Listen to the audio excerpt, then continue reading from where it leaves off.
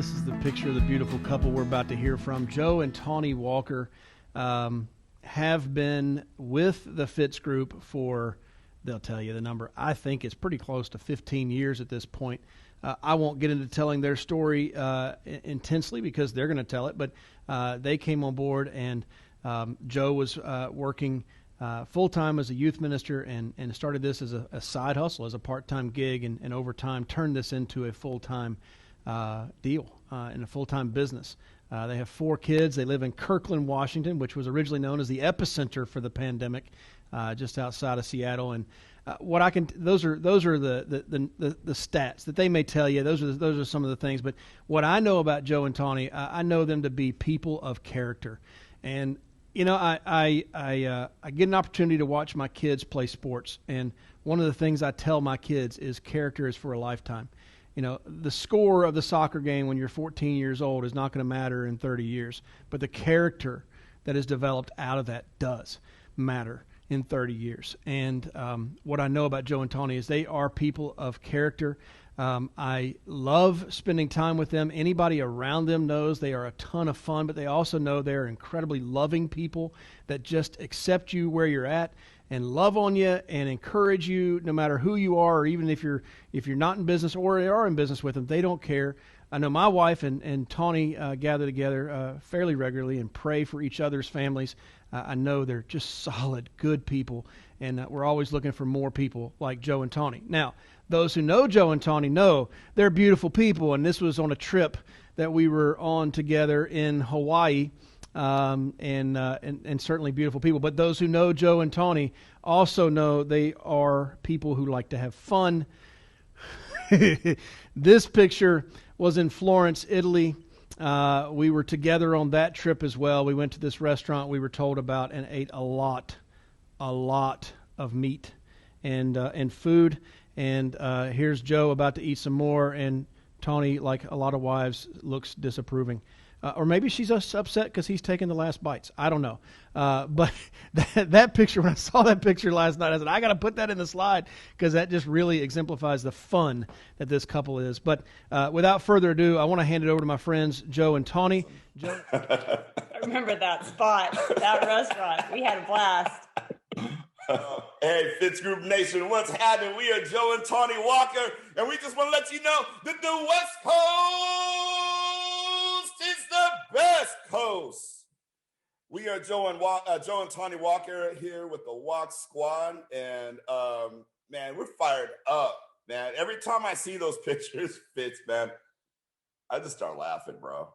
Thanks for the intro, Fitz. That was amazing. We've had a lot of fun over the years. Yeah, sure. Man. All those pictures make me smile, man. And make us both smile. And, you know, it's just so fun to live life with you guys and do all the stuff. It's awesome. Hey, we're excited that we get a chance to share our story with the Fitz Group and anybody else who's listening. And then hopefully it will give you guys a little bit of encouragement. If I could entitle this talk anything, it would be from astronaut to agency manager. Let me just explain what I mean, man. I'm Joe. This is my wife, Tawnee. We've been married 30 years this June. And we've been with the Alliance now for about 30 years. And no. No. Since we've been married, no. We've been with the Alliance for 15 years. And we live in Kirkland, Washington. And I don't know what your day is looking like today, but ours is uncommonly awesome outside with the sun shining and everything.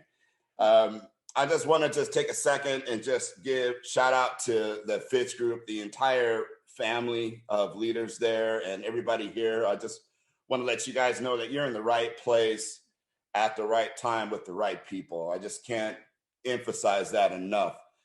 Fitz and Heather, you guys have been rock stars. We love you guys so much. And we've been able to make some incredible friends here with the Allmans and with the Doges and with the Johnsons and with Swales and the McGills and, of course, Dan Gillingham, the guy who brought me into the business, and so many others that we're just getting to know here in the group. And it's just awesome. And the Yankees and hearing from the top 5 every single week and just receiving that encouragement. I also just want to let you guys know that what we get to do and the system that we get to do it in the insurance industry is just really unlike no other. And it's a godsend for us. And I just want to let you know a little bit about how that came about. So I'm going to go first, and then you go first. Yeah, I'll go second first. I'll go second first. Okay, you go second first. I don't have a tragic black kid story. I don't have I don't have a boys in the hood story, man. Just straight up. Both my parents were married for a long time, and both of them went to college and graduated. In fact, both of them were teachers. They came out to be teachers. My mother was a junior high English teacher, and she was my teacher, so that was pretty rough. And then my dad was a high school principal and assistant principal at different times in South Central Los Angeles. So you can imagine that I couldn't get away with jack. I tried to get in trouble, man, but every time I tried to, man, it was not happening. And my parents drilled into me that you're going to college. I mean, it was not an option. I was two of four kids. So I was the second of four kids. You were two. That's what I meant. Yeah, second of four kids. The second of four kids. And all of us kind of had the same treatment, man. Nobody could get away with anything crazy, you know. We all tried, but our parents were really great and really pushed us towards excellence and moving forward, working hard. And they taught us to work hard from the get. And in fact, it was rough. I'm really kind of self-conscious about my accent because it doesn't sound like really anything. You know, I don't sound like your typical African-American guy, I guess, but I'm going to blame that on my parents. Because, Valley dude? Yeah, I'm a Valley dude, man. Like, I'm going to blame it on all my siblings sound the same way, you know. Very cool. I'm just going to say this. I'm just going to decide that's really cool. And so since my parents drilled into me that I needed to go do something really awesome, I wanted to be an astronaut. What else would I want to be, right? So that's kind of how I started my journey in my college. And I figured the best thing for me to do is go and be an engineer. That's kind of what my journey was. So starting there with my education, I went and I was able to work on some great projects with the space shuttle and with some pump manufacturing companies. And I got a lot of different great opportunities coming up when I was young. And when I got out of school, I got my graduated with an ME. I met my lovely wife, and I got with my mechanical engineering degree, and there was just nothing going on there, you know, but as far as hiring goes. And I had to make some major changes. Now, what was crazy is that I figured out that I was willing to do just about anything because of the way I was raised. My dad was from Texas and my mom was from Arkansas. And so somewhere along my childhood, my mom got a crazy idea that she was going to buy a horse ranch in Los Angeles. So I got this really unlikely upbringing where I'm this black kid from Los Angeles growing up on a horse ranch. So I'm a suburban cowboy. And I really do know how to ride. I really do know how to rope. I did rodeo. I did all that stuff. It was pretty awesome. But one of the things that I really learned how to do really well was shovel horse manure. I was good at it, baby. Let me just tell you, A++. And I used to just shovel horse manure by the dumpster load, like nonstop. That's what I remember about my childhood. And I was really motivated to get my engineering degree because my dad came to me and had the conversation and said, son, one day, all of this will be yours. And I'm looking at 5 acres of horse poo-poo, and I'm like, yeah, no, man, I'm getting out of this thing. So I wanted to do something awesome with my life. I wanted to be somebody. I wanted to have means. I wanted to be rich. I wanted to have a great family. All that was in me. But when I got out of school, the air kind of got let out of the balloon because that promise of a great career, it just wasn't a promise. It was more like a suggestion, like the suggestion box that you put in the suggestion and then it just falls into like a fire pit. That's what my resume was like, right? I couldn't get anything in engineering because there was a big layoff. I never knew about reduction of force. And so it really changed me up. I was at the spot where I was willing to do anything, including working for the family business. So I went to Montana and worked in the family business for about 4 years in Montana. And I'm gonna tell you, that was a big challenge for me, because coming from where I was, I was really the only chip on that cookie, if you know what I mean. You know, that was a big challenge for me. We stayed there for 4 years, and that's my family. That's her family. Her family business. Her parents they're amazing people. They own a construction business in Montana.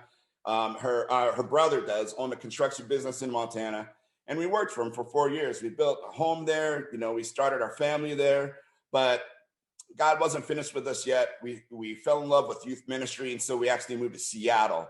And we started here in youth ministry 20 plus years ago, fell in love with that.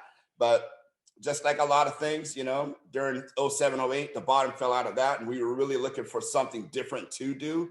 And so as I was working in the job that I loved, in order to sustain myself, I had to work a lot of other dirty jobs. And I felt like I was right back on that horse ranch, shoveling manure, man. I was working, you know, I was in crawl spaces in houses on my back. I was, you know, digging holes in the rain. And, you know, none of that stuff was foreign to me, because I've done all that stuff before. But here I feel like I was a full-grown man, and I got a family to raise and protect and provide for, and I just wasn't doing it. And in true Joey form, I just decided I would go do something different. And I took on insurance part-time. And that was awesome, because it made me a little bit extra money. Now, in the very beginning, I want to encourage you guys, I wasn't a fantastic producer. I think my first year I made about $9,000. That's it.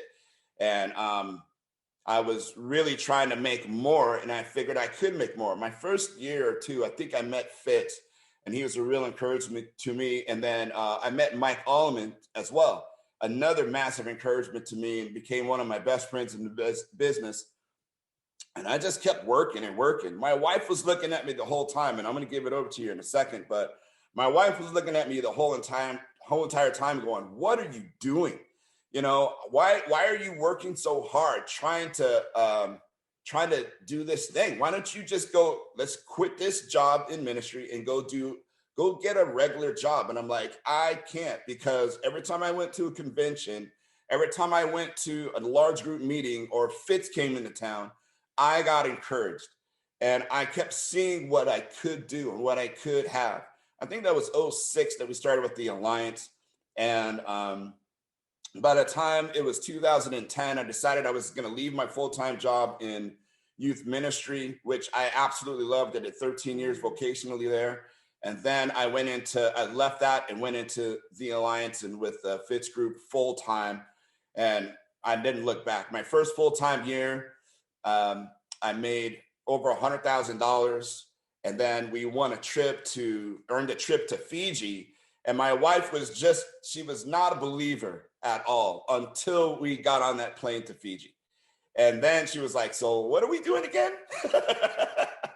And since then, we've been able to we made the most money that we've ever made this last year. And it just keeps on skyrocketing. We've been able to work with amazing people. Our team is growing. We've been able to travel to more than, I think, 8 places, like all worldwide, with the travel incentives that we've gotten. We've gotten bonus money. We're coming back from some of the conventions with like stacks of cash. I mean, one trip we came back with so much money, we were walking around just like, Tawnee was clutching a bag of money like this, wondering if we were going to get through airplane security. Like, that is crazy. This cash money, this is nuts. But we love this business, and we love the opportunity that we have to continue to grow. And I don't think I'll be shoveling horse manure for money anymore. Maybe for a hobby. I don't know. Maybe I'll buy a horse one day, but I kind of got PTSD from horses. I don't know if I really want to do that at all. But, you know, my wife was a stubborn believer. And I remember one thing that I had to do, and it reminded me of my youth ministry days when you're trying to talk to somebody about the gospel. Really what you need is proof and evidence so that somebody can have a good understanding of what's going on with that. And for me, I just knew that I I had everything to prove. I had everything to prove to myself, number one, but I had a lot to prove to my wife. And she was a hard sell, I'm going to tell you right now. So I'm going to turn it over to you, babe. I got to be like hard sell. You were tough. Hey, everybody. I'm totally fired up to be here. Thanks, Joey, for the lovely intro. Unfortunately, it's true. I'm from Montana, and I grew up there, born and raised there. And I'm the youngest of 7. My family's Norwegian. In fact, I'm second generation Norwegian. And so Joey always laughs that he got married into the Norwegian mafia because there's a lot of us. I have 26 nieces and nephews, and like even more great nieces and nephews right now. I did get my degree in industrial engineering. That's where Joey and I met at school in California. I did bust out of Montana. I wanted to go somewhere where my hair wouldn't freeze when I walked to class. So I flew into Fresno, California, which is pretty much gets as hot as hell. I think it's really bad. But we met and we got married, and then we had kids. And then I threw in my industrial engineering degree for domestic engineering, and I stayed home with our kids. And that's kind of where we were at. Like Joe said, we were doing youth ministry. We love it. And we felt like that's where we were supposed to be. But, you go 10 years, you don't ever raise, and you're having a hard time buying groceries. Joey always joke about, I just can't pray myself into groceries every single week. So, we had to do something a little bit different. I will say that I was definitely I was kind of an indifferent observer at first about this business. I didn't really care how we made extra money. I just knew we had kids and we had bills and we needed to eat. And so I did not care, like, just show me the money, go work. But it was a little bit different for me, because then pretty soon it was like, what, we got to spend money to make money? What? You got to buy leads? And that just wasn't exactly in my vision. And one thing I will say, as a spouse, as an unwilling spouse, and maybe some of you have spouses out there, one thing that I will tell you is that your spouse is watching you. She's watching you, or he's watching you. And the biggest thing you can do is work. Like, if I walk in and I'm expecting Joey to be working and he's like on Instagram or Facebooking or video, and like, I'm like, what the heck? Like, you're supposed to be working. So don't trip. Like, your spouse is watching you. So if you say you're working, I would encourage you to work. That's the biggest thing. Second thing is make some money, because your spouse wants to know that this business actually works. Yes, if you have to invest $500 to make, or $100 to make $500, that's not a bad return. So if you just can keep doing that consistently, that says a lot. And then make the trips. That is true. It has definitely been a journey for me. That first trip, like, all expense paid to Fiji. And that's where we got to meet, like, we got to hang out, not just meet Fitz and Heather, which we had met them before, but we got to hang out. We got to hang out with the Allmans. Our room was right next door to Mike and Michelle's. I didn't really know them at all. It was super fun, right? Like 20 feet from the beachfront, or from the ocean. It was amazing. It's a great business here. One thing I will say is I definitely have gone from indifferent to unwilling to then a participant. Like, oh, I can help us get paid better. I can help, make sure your applications are right, and then we get paid quicker. I could do that. And then when our youngest, Dante, he went to school, I really did look at going back to the workforce. But you know what? There's nowhere that's flexible like working for yourself. And I'm just too selfish, and I'm too used to being at home. And I'm like, bump that, I will just help our business. And so I really went from an observer to a participant, kind of like a willing participant, right? And because of the flexibility, then it became a job for me. Like, I am just going to help. I'm going to help our bottom line. But really about 3 years ago, I decided that this is my business too. that I am an owner in this business as well. And that's changed a lot for us, for our business, for our bottom line. I love our team. There's no better team out there. Love hanging out with you guys, Walk Squad, and getting to just see people make money and grow in this business and not give up, because it can get frustrating at the beginning, but if you can just make it through all the little bumps, there's a lot of like bumps and ups and downs, but as you just go, pretty soon you hit that learning curve and you're really starting to grow. That is exciting as people just push through. And that's what I've fallen in love with more than anything, is helping our team. And so really last year we made agency manager. We're not like we're more like the, what is it? The bamboo story, right, Fitz? Like nothing happens for a long time and then all of a sudden the bamboo grows and it's not going anywhere. That's kind of us. We're not a quick success story, but Joe has said before his superpower is not quitting, and he just doesn't quit. He's just not going to quit, and he figured it out. And I kind of got dragged behind, but as soon as I figured out I could actually help this instead of dragging my feet, then it's become an incredible place to be in, an incredible business. And really last year when we hit agency manager, I was like, this is amazing. We are fired up. We're like official legal agency managers. And what's even better than that is looking in the future and really for the first time seeing, like, people talk about partner, but I can actually see it. Like I'm thinking, yeah, I can see, Fitz and Heather are just going through that process, and the Allemans are in that. They're going to be there very shortly, and it's just something I can see. Like, this is a legitimate business, and we could go partner, and we are going to go partner, and it's something that I can believe in. And just know, like, I love the Spring Summit. We've talked about this a couple of times, but really you are 5 people away from a different life. And that's what's changed the most for us, is the people that we've hung out with. We don't do a lot around here. We hang out with, well, I shouldn't say that. We do have a lot of people over, but, yeah. And we have a lot of fun here, but the people that we hang out with the most, the people who influence our life the most, I would say are people in the Fitz Group. And that's who we're doing life with, probably more so even than our community here, because it changes our mindset. It's changed our mindset more than anything. I love our kids. That's been my priority as far as being home.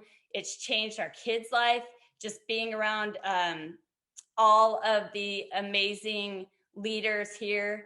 They've influenced my kids to be better people, to be better leaders, to influence our community. It's amazing. And I would say, like, get to SummerSlam. That's changed our lives the most.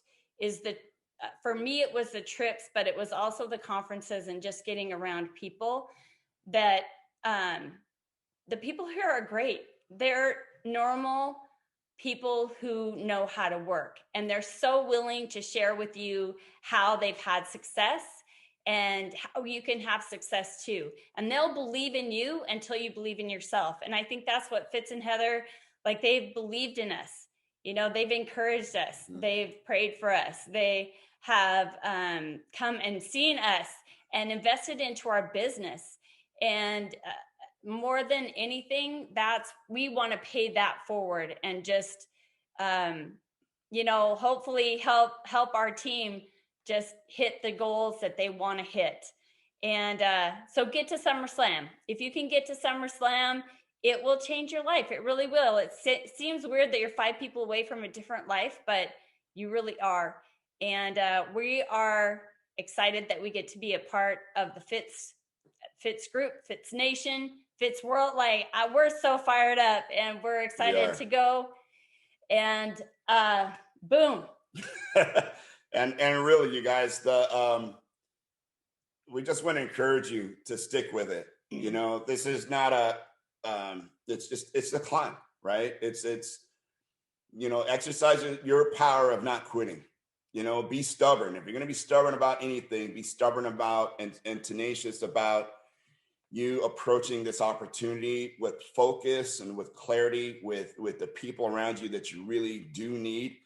And you need this team, and they want you, and they want you to be here. They want you to succeed. And we want you to succeed too, and you can with this. You were definitely at the right place at the right time. Absolutely. With the right people.